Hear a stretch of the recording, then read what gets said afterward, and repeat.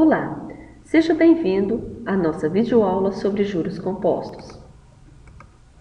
Esperamos que ao final desta videoaula você seja capaz de identificar o funcionamento do regime de juros compostos e diferenciá-lo do de juros simples, entender o surgimento da fórmula para o montante e resolver problemas envolvendo juros compostos. O regime de juros compostos. O que quer dizer isso? Nessa modalidade, os juros de cada unidade de tempo são cobradas sobre o saldo devedor ou o montante anterior. Vamos a uma tabela para você entender melhor. Temos nessa tabela o tempo, a base de cálculo, os juros e o montante. Para o tempo de uma unidade, teremos um capital inicial e o juro será determinado pelo capital vezes a taxa. Assim, o montante será capital mais C vezes I. Colocando em evidência C, teremos que C multiplica entre parênteses 1 mais I.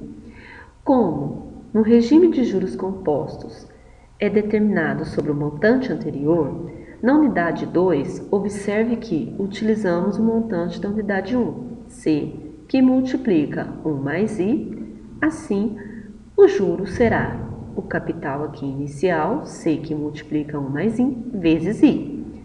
Somando base de cálculo do capital inicial mais os juros e resolvendo as operações matemáticas, teremos como resultado C que multiplica o quadrado de 1 mais I.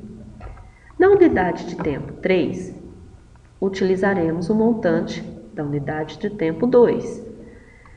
Resolvendo todos os cálculos, resultamos em C que multiplica o cubo de 1 mais I. Assim, podemos encontrar uma fórmula que generalize o nosso conceito sobre regime de juros compostos para o cálculo do montante. O montante desta forma será dado por C que multiplica a enésima potência de 1 mais I. Assim, podemos determinar o montante. Vamos a alguns exemplos. Lembra da aula passada?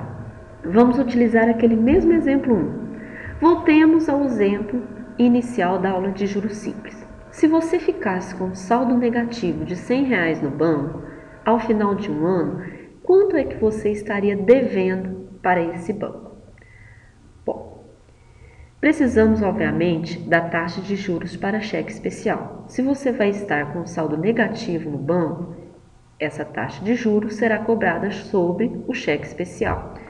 A taxa hoje está em torno de 8% ao mês, sendo que ela varia de banco para banco. Vamos retirar os dados do exercício. O capital era de 100, a taxa de 0,85 na sua forma decimal, o tempo 12 meses. Qual será o nosso montante? Aplicando na fórmula, montante é igual a capital vezes a enésima potência de 1 mais I, substituindo os dados, teremos que 100 que multiplica 1 mais 0,085 elevado a 12. Resolvendo as operações, teremos que 1 mais 0,85 é igual a 1,085, elevado a 12 é aproximadamente 2,6617. Multiplicando esse resultado por 100, teremos aproximadamente 266,17. O que isso quer dizer? Isso quer dizer que, se você dever R$100 para o banco, no final de um ano, você estará devendo R$ 266,17. Mas vamos a outro caso. E se você deixasse o seu saldo positivo em R$100 no banco? Ao final de um ano, quanto é que estaria este valor? Bom, esse valor ele é calculado a taxa de juros para a poupança. Atualmente, ela está em torno de 0,5% ao mês. Vamos aos dados. Capital de R$100 a uma taxa de 0,05 num período de 12 meses, qual vai ser o montante? Nossa fórmula está aqui, montante é igual ao capital vezes a enésima potência de 1 mais i. Substituindo os dados, teremos que montante é igual a 100 vezes 1 mais 0,005 elevado a 12. Resolvendo as operações matemáticas, encontraremos aproximadamente 106,17. O que isso quer dizer? Isso quer dizer que o nosso juro será o montante menos o capital.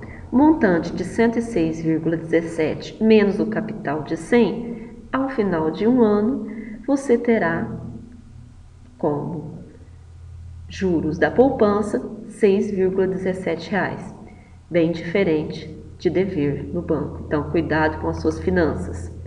Exemplo 3. Qual deve ser o capital que no sistema de juros compostos a taxa de 15% ao ano gera um montante de 12.000 no final de 3 anos? Queremos determinar o capital a uma taxa de juros de 0,15 num período de 3 meses e que gera um montante de 12.000. Usando a mesma relação, montante é igual a capital vezes enésima potência de 1 mais i, teremos que 12.000 é igual a capital vezes o cubo de 1 mais 0,15. 1 mais 0,15 elevado ao cubo é 1,15 elevado ao cubo e resulta em aproximadamente 1,520875.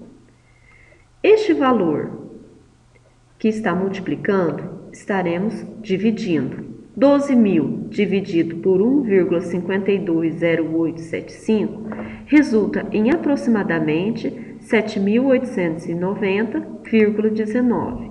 Assim, ao final de 3 anos, o capital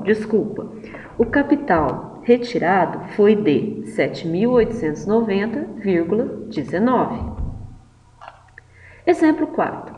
O capital de 3.000 aplicados a juros compostos rendeu, após 4 meses, juros de R$ 900. Qual foi a taxa de juros? Não se esqueça, sempre retire os dados do exercício. Capital, 3.000, taxa de juros, o que precisamos descobrir. Período, 4 meses. Montante, 3.900. Por quê? O montante é o capital mais o juro. Desta forma, 3.000 mais 900, 3.900. Substituindo na relação, teremos que 3.900 é igual a 3.000, que multiplica 1 mais i elevado a 4. O 3.000 que está multiplicando, passamos dividindo. 3.900 dividido por 3.000 resulta em 1,3. Igual a 1 mais i elevado a 4. Como está em potência, estaremos passando em forma de raiz. Raiz quarta de 1,3 igual a 1 mais i. Raiz quarta de 1,3 é aproximadamente 1,0678. Resolvendo as operações, encontraremos que a taxa será de 0,0678. Na sua forma decimal, 6,78%. Assim, a taxa de juros, se você retirar um capital de 3.000 por um período de 4 meses, a taxa será dada por 6,78%. Algumas referências às quais você pode consultar. Esperamos que essa videoaula sobre juros compostos possa lhe auxiliar na resolução dos seus exercícios. Bons estudos!